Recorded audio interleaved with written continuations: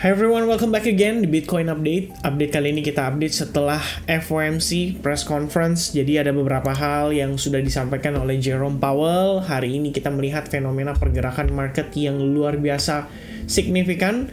Banyak sekali spekulator di sana, kita bisa lihat pergerakan harga naik dan turunnya sangat volatile, signifikan, dan apa aja yang disampaikan oleh Jerome Powell dan gimana dampaknya terhadap kondisi market terutama untuk Bitcoin. Langsung aja kita bahas di update terbarunya. Jadi yang udah pasti teman-teman, Fed interest rate decision itu kenaikannya di 0,75% seperti yang kita udah bahas di video sebelumnya, dan seperti yang kita sudah sampaikan juga, semua kembali tergantung dari apa yang disampaikan oleh si Jerome Powell, baik itu pada statement maupun pada press conference. Dan rupanya ada beberapa hal menarik.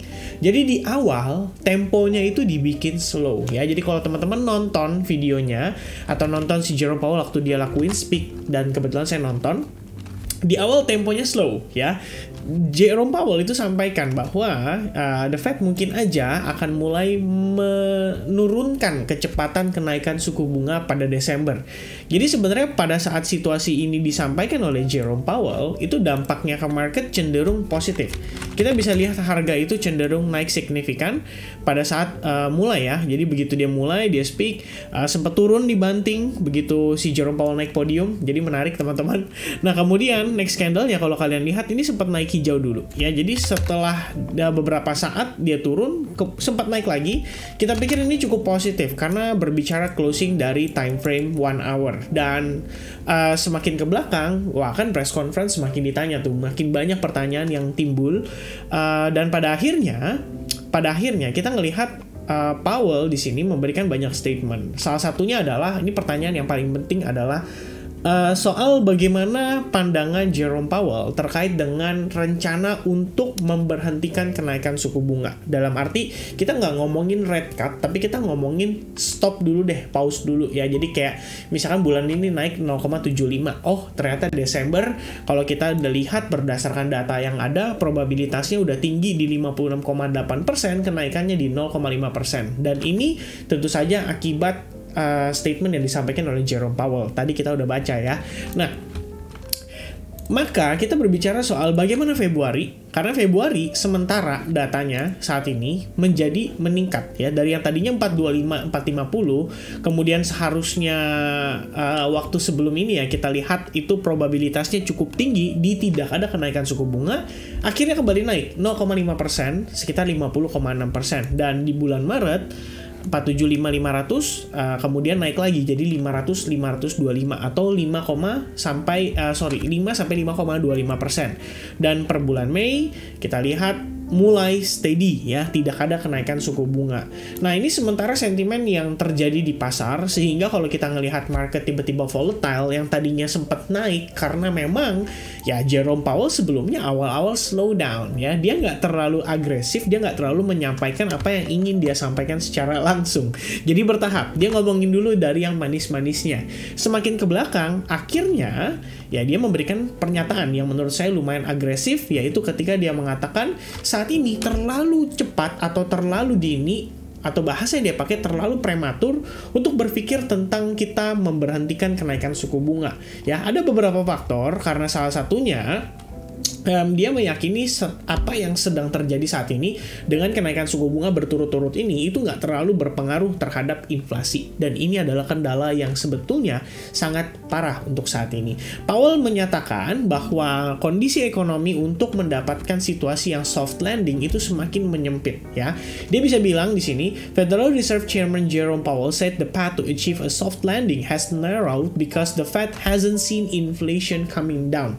Dan memang seperti yang kita udah lihat ya, berdasarkan data beberapa waktu terakhir dari PCE, kemudian CPI, memang belum menunjukkan adanya indikasi.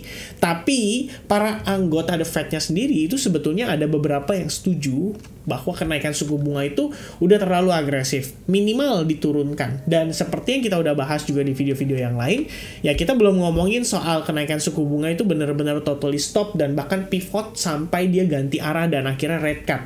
Tapi kita baru ngomongin situasi di mana The Fed itu kelihatan akan mulai menaikkan suku bunga 0,5% di bulan Desember, which is saat ini itu sudah diberikan statement secara resmi oleh The Fed, terutama oleh Jerome Powell.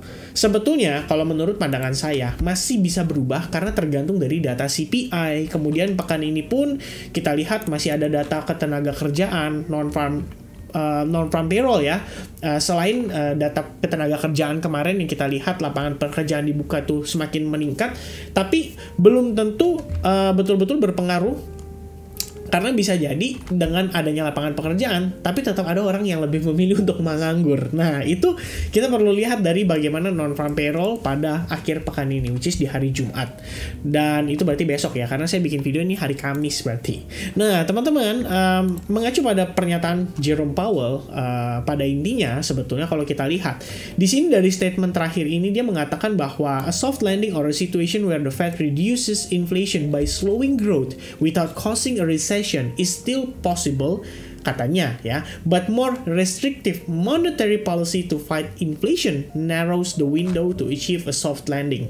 Sebetulnya kalau menurut pandangan saya, dia sebenarnya udah pasrah ya, dia udah pasrah, tapi yang luar biasanya bagi saya ya, terlepas dari tekanan yang diberikan oleh Jerome Powell ya, dari bond yang semakin meningkat ya. Ingat teman-teman, ini bond juga lagi kasus ya, karena market bond saat ini sangat sepi, nggak terlalu banyak peminat, karena balik lagi harga bond itu jatuh lumayan parah karena kenaikan interest rate-nya yang juga luar biasa signifikan, dan dengan naiknya hari ini itu akan menyebabkan situasi semakin parah. Nah, pada intinya, dari sekian banyak statement Jerome Powell yang dipertanyakan oleh para pewawancara ya, kita bilang para reporter, in the end, Jerome Powell masih totally hawkish. Dan to be honest, ini menurut saya luar biasa ya, karena balik lagi teman-teman, ini situasi betul-betul genting buat Amerika, terutama untuk the Federal Reserve sendiri. Jadi kalau kalian nonton video saya yang terakhir, kabar buruk untuk the Fed, ini menurut saya udah situasi yang lumayan parah, karena kita bisa bilang aset yang dipegang sama the Fed saat ini dalam kondisi minus. Dan kalau misalnya kondisi minus, itu US Treasury untuk kebutuhan government spending otomatis jadi pergerakannya cenderung terbatas. Dan kalau misalnya ada kurang dana, government itu terpaksa, terutama US Treasury itu terpaksa harus pinjam duit dari rakyat, which is mereka harus jualan bond. Nah, pertanyaannya adalah, dengan kondisi market bond saat ini yang cenderung sedikit minatnya, apakah akan ada orang yang mau support pemerintah untuk membeli bond tersebut? Sehingga secara tidak langsung kita bilang anggapannya adalah, ya pemerintah minjem duit sama rakyatnya ya, tujuannya adalah untuk digunakan sebagai government spending, seperti yang sebelumnya saya sempat mention, mungkin untuk medical care, kemudian untuk security dan lain sebagainya ya. Itu adalah kendala yang saat ini terjadi. Dan sebetulnya ngomongin soal ini bom waktu berarti ya. Kalau misalnya kita bisa bilang dengan adanya kondisi kayak gini, misalnya teman-teman tanya ke saya, jadi intinya gimana buat Bitcoin itu seperti apa? As simple as ini bom waktu, kapan meledaknya, dan bisa jadi 2023 akhir, 2024 awal, in the end ini akan nge-trigger terjadi bull run. Karena suatu ketika nanti, the Fed itu terpaksa akan harus melakukan quantitative easing. Karena ingat teman-teman, setelah resesi, the Fed harus menstimulate ekonomi lagi, dia harus mencoba untuk membangkitkan gairah perekonomian, dan salah satu cara yang bisa dilakukan adalah dengan rate cut, which is turunin suku bunga, dan yang udah paling possible terjadi adalah masalah, ya, cetak uang, ya, which is quantitative easing. Dan mungkin untuk tercapainya inflasi di angka 2% kayaknya bakal sulit. Tapi paling enggak kita bisa ngelihat inflasi turun sampai 7-6%, atau bahkan kondisi terbaiknya adalah 5%, itu udah cukup oke. Tapi kalau misalkan seandainya dengan situasi seperti sekarang ini, dengan apa yang sudah dilakukan the Fed, ini kita bisa bilang situasi mereka sudah cukup genting. In the end, possible terjadi resesi, ya, di tahun depan. Kita sudah bahas juga soal ini, yang artinya kalau misalnya resesi terjadi, teman-teman sebetulnya nggak perlu khawatir, karena the market always be back. Tinggal permasalahannya adalah gimana strategi teman-teman. Kalau misalkan situasi itu terjadi, market terkoreksi, Bitcoin bisa turun lebih signifikan, dan mungkin di situ adalah momen dimana kita bisa mempertimbangkan untuk start doing accumulation. Sebenarnya nggak harus tunggu momen itu. Seperti yang saya bahas waktu di live streaming beberapa waktu yang lalu, jadi kita udah sempat mention di live streaming ya. Mana tuh videonya? Where's the video? Oh iya, ini kayaknya nggak termasuk di sini ya. Oh ini live. Oh sekarang dipisah ya. Saya baru tahu, channel saya sendiri baru tahu. Nah ini kita ada ngadain setiap bulan live streaming, dan di live streaming terakhir kita udah sempat mention tentang bagaimana kita di sini bisa manfaatkan situasi market saat ini. Kita nggak pernah tahu bottomnya tuh precise-nya ada di berapa. Tapi yang saya tahu adalah dengan kondisi sentimen market makroekonomi yang sudah semakin parah, semakin memanas seperti ini aja, tapi Bitcoin masih belum drop di bawah lowest price-nya di 17.000, itu artinya sebenarnya ada kabar positif lah untuk market Bitcoin.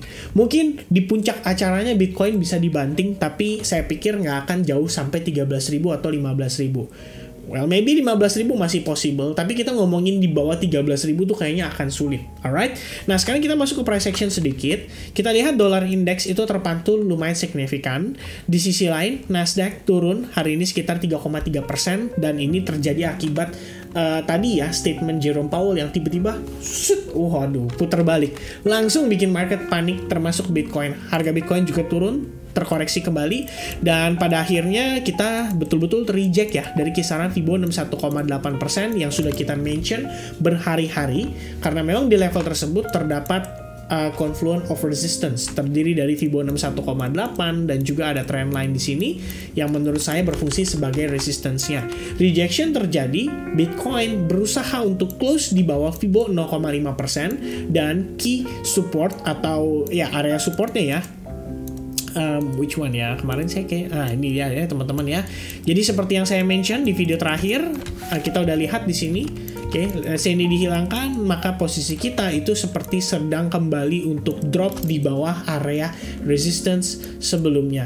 Which means seperti yang kita sampaikan teman-teman di video terakhir, the only demand area yang tercipta itu adalah di kisaran area 19.200 sampai 19.150 dolar.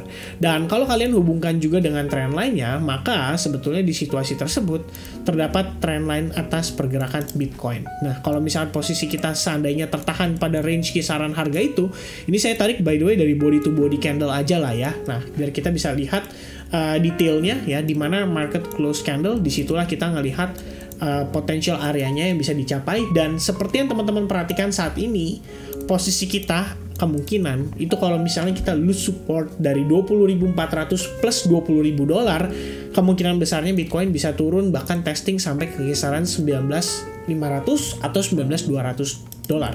Coba diperhatikan untuk di kisaran range price tersebut. Meanwhile, kalau misalkan kita lihat momentum dari time frame hourly, sebetulnya saya ngelihat posisi kita udah nggak begitu ideal ya, per dia break dari posisi ini. Jadi kalau kalian hubungkan, ini sebenarnya bisa dihubungkan menjadi sebuah trend line, dan posisi kita itu terlihat sudah break dari trendline tersebut, dan sekarang seperti sedang proses termasuk ya, maksud saya termasuk dalam proses retest terhadap trendline tersebut, terhadap area resistance-nya, dan in the end dengan spike yang terjadi dan dengan sentimen yang terlihat ya, berdasarkan apa yang disampaikan oleh Jerome Powell, dan pada akhirnya dia hawkish, ini menyebabkan Bitcoin bisa turun kembali, terkoreksi. At least kalau untuk time frame hourly kita bakal ngetes area 20.000 dolar, karena memang cuma di area ini aja kita ngelihat terdapat area support ya. Sebelum akhirnya Bitcoin kemarin itu ngepump, dia ketahannya di 20.000. Jadi somehow ini adalah area next yang kita boleh perhatikan. But in the end, kalau kita lihat dari segi momentumnya dengan agresif dan volume yang lumayan luar biasa signifikan ini, saya pikir Bitcoin in the end masih akan turun. Jadi teman-teman sekalian, waspada, jangan terlalu agresif ya untuk teman-teman istilahnya bertransaksi, karena kita masih ada non-farm payroll di akhir pekan ini, dan sementara saya pikir pergerakan kita akan cenderung bergerak di dalam sebuah channel ya. The only kondisi yang bisa mensupport Bitcoin untuk tidak koreksi terlalu jauh adalah kalau kita ngelihat dia bertahan di range price area major support ini, dan salah satu indikasinya adalah dengan terbentuknya candlestick pattern seperti bullish reversal yang kita bisa consider semacam bullish engulfing, atau mungkin semacam ya kalian bisa pikir ini semacam hammer pattern atau semacam pin bar ya, bisa juga kita anggap ini sebagai pin bar, jadi kayak kecil aja candlenya tapi panjang ke bawah. Nah itu juga oke, teman-teman, itu menjadi indikasi awal bahwa support tersebut bisa bertahan. Tapi sejauh ini dengan sentimen, dengan statement, dengan press conference pada malam hari ini, saya pikir cukup melihat situasi kita saat ini akan kembali terkoreksi. Plus kalau teman-teman lihat dari momentumnya pun kita sudah kembali break dan create another lower low. Ya, kalau misalnya kita naik, ya mungkin sekedar cuma untuk lower high-nya dan pada akhirnya kita ke reject lagi. Alright, so teman-teman itu aja dulu untuk kesimpulan dari saya. Short term kita ngelihat market akan masih cenderung bearish, tapi untuk mid term dan maybe menuju ke long term ya kita harapkan somehow the Fed itu mungkin akan berhenti di angka 5% atau 5,25%. Karena memang dengan kenaikan terakhir kita lihat probabilitas di bulan Desember itu menjadi meningkat di kenaikan 50 BPS. Which is, setidaknya the Fed nggak akan agresif kayak 0,75 lagi. Sudah 4 kali berturut-turut. Jadi, menurut mereka ini bakal menyebabkan situasi yang sangat berbahaya. Mungkin kenaikan suku bunga akan tetap dilakukan, tapi cenderung bertahap dan lebih slow down pada pertemuan-pertemuan berikutnya. Alright? So, itu dia untuk update saya seputaran FOMC press conference pada malam hari ini. Informasinya saya sudah sampaikan semua. Yang penting-penting, semoga kiranya teman-teman bisa mendapatkan hal yang positif, informasi yang positif, atau apapun itu yang sifatnya bisa mensupport dan mendukung analisa teman-teman. I think that's it from me. Thank you very much. Sampai ketemu lagi di update berikutnya, everyone. God bless, have a nice day, dan sehat-sehat terus. Jangan lupa untuk komen juga 2%, karena ya luar biasa kita akan ngetes $20.000 dan mudah-mudahan teman-teman semua yang nonton video ini sampai selesai bisa mendapatkan informasi secara keseluruhan dengan baik. Thank you everybody. Sampai ketemu di update berikutnya. God bless guys. Bye-bye.